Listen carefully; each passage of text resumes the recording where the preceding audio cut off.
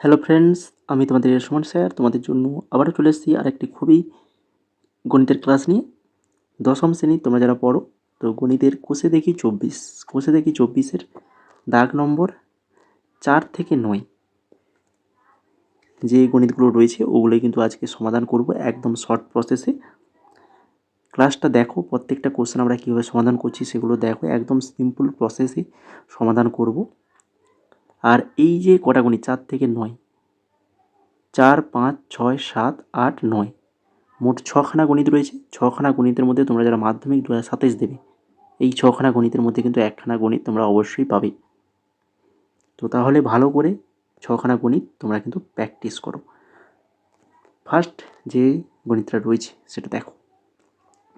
Sign 17 degree সমান x/y হয়, তাহলে সেক 17 ডিগ্রি মাইনাস সাইন 73 ডিগ্রি সমান আমাদেরকে প্রমাণ করতে হবে x² root y² minus x²।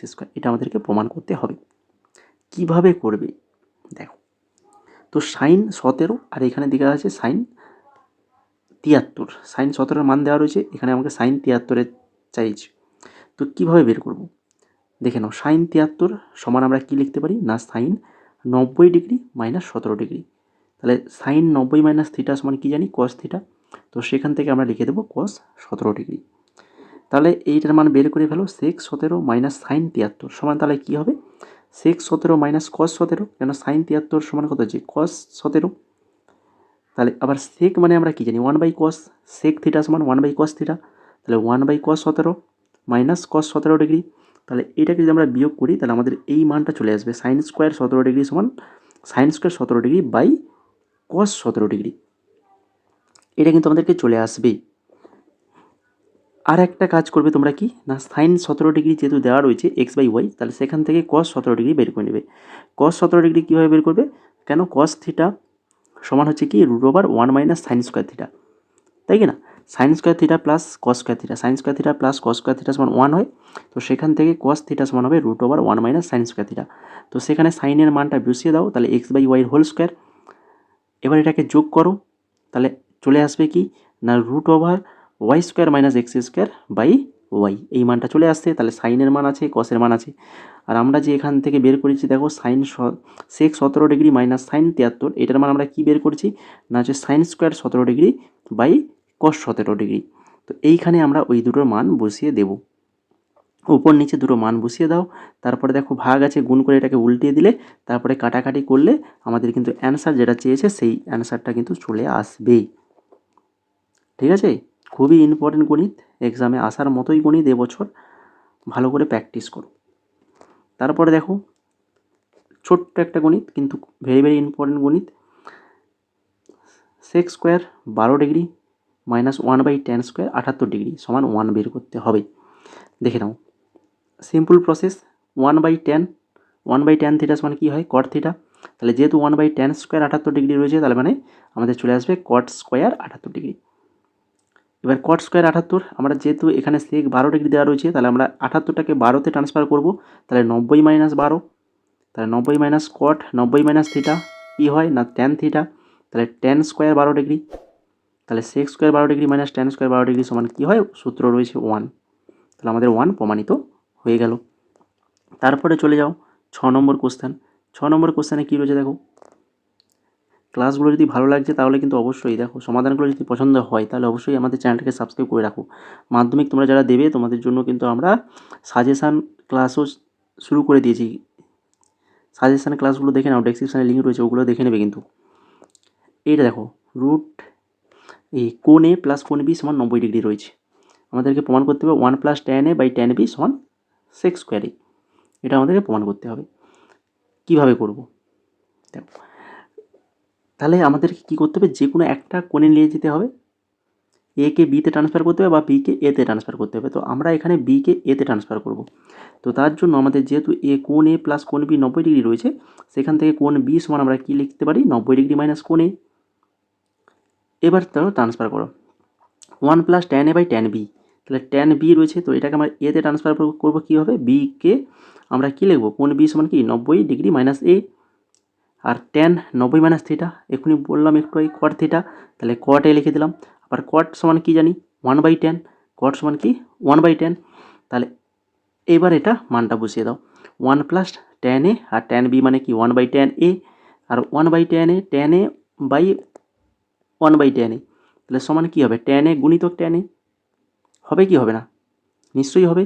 তো তারপরে ট্যান এ গুণ করলে কত ট্যান স্কোয়ার এ, আর 1 প্লাস ট্যান স্কোয়ার থিটা সমান হচ্ছে সেক স্কোয়ার থিটা। আর এটাই তো আমাদের প্রমাণ চেয়েছে, তো হয়ে গেল প্রমাণিত। একদম শর্ট প্রসেস, সহজ সরলভাবে।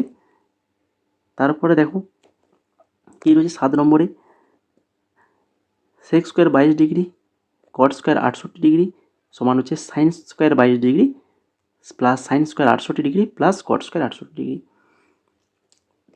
তাহলে 22 আর 68 ডিগ্রি এই দুটো কোণ রয়েছে, তাহলে আমাকে হয় 22কে 68তে ট্রান্সফার করতে হবে, নাহলে 68কে 22-এ ট্রান্সফার করতে হবে, যে কোনো একটা করব আমরা।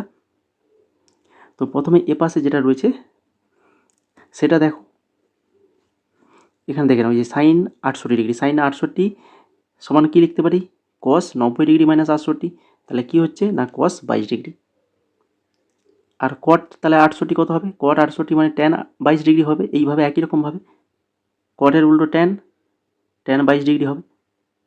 তাহলে আমরা কী করলাম, সব 22 ডিগ্রিতে কনভার্ট করে নিলাম, 68গুলোকে 22-এ কনভার্ট করে নিলাম। এবার তোমরা বসিয়ে দাও বাম পক্ষে যেটা রয়েছে cosec square 22 degree, cot square 68 degree. Cosec square কী হবে 1/sin স্কোয়ার,